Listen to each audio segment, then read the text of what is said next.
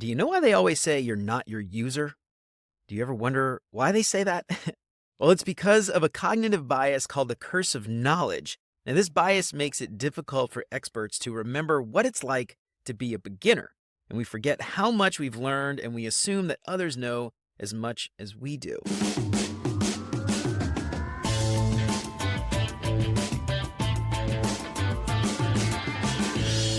Now, for a long time, I worked in an incredibly complex industry.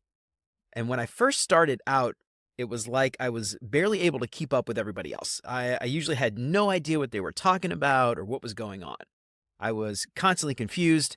Some people were nice about it, but others were less forgiving, we'll just say that. And after a while, it became second nature to me. I found myself using acronyms and obscure aerospace industry terms like it was just second nature. And when someone new joined the team, I found myself doing the same thing that everybody else did when I started. As empathetic as I thought I was, I found myself getting frustrated by new people more often than I really like to admit. And the curse of knowledge affects all of us, right? Team leads, we assume everybody else understands complex strategies that we do.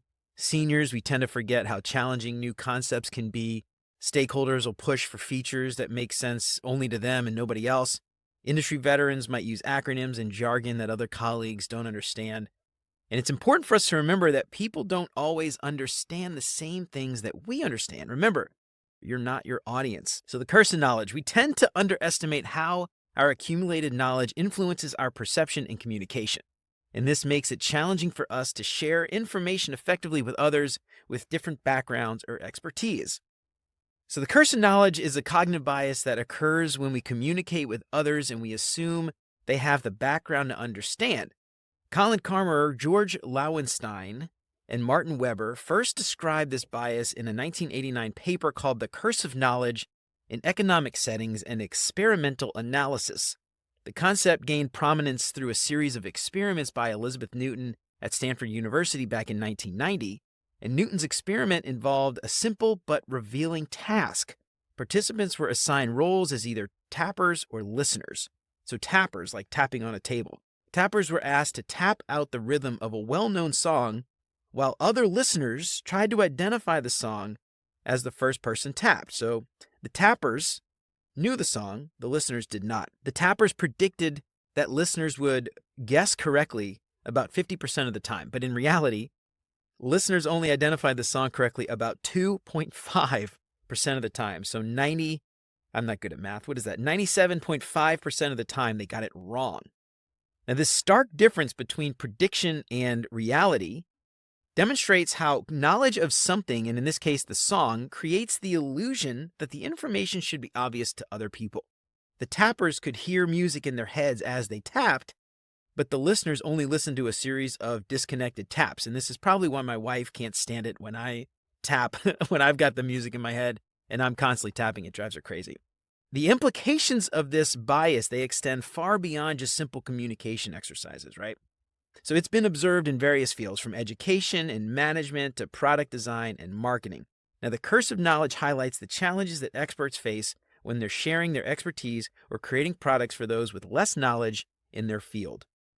Now, in the context of software teams, the curse of knowledge can profoundly affect how teams operate and communicate. When team members all have different levels of expertise or knowledge about a subject or a project, it can really lead to misunderstandings and really overall inefficiencies for the entire team. Now, for example, engineers might struggle to explain technical concepts to designers or marketers who might lack that same technical background.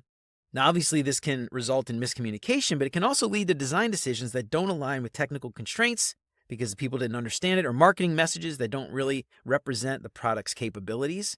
Stakeholders, they might be deeply familiar with the product. They might urge the team to build features that make sense to them in their head, but are just absolutely confusing to new users. They might incorrectly assume that users will just intuitively understand how to navigate it when they don't actually understand it at all.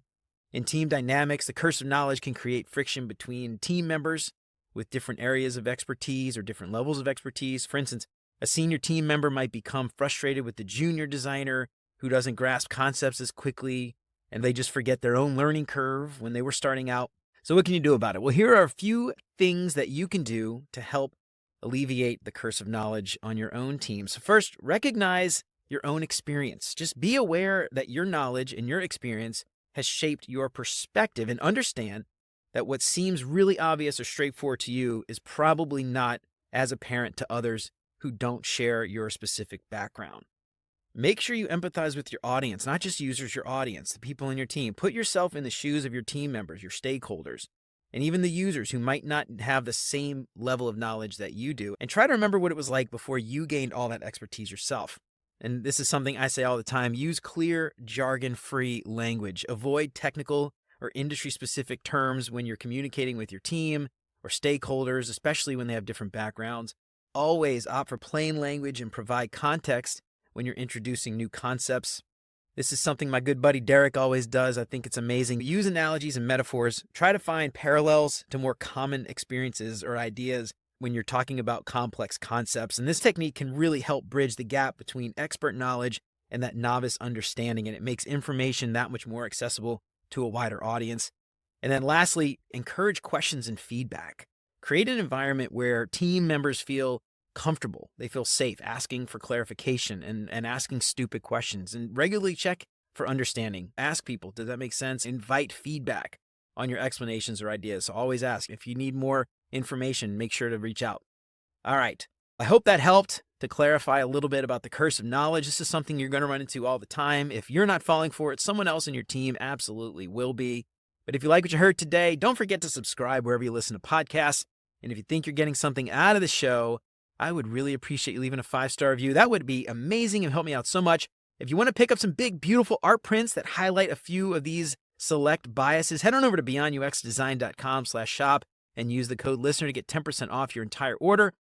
And if you have a favorite bias that you want to see in print, let me know. I'd be happy to take requests. Don't forget to sign up for the newsletter and check out all the past episodes at beyonduxdesign.com. And for a full list of the Cognition catalog, don't miss cognitioncatalog.com. Until next time, remember, you're more than a designer because there's more to UX and design. I'll see you around. Take care, y'all.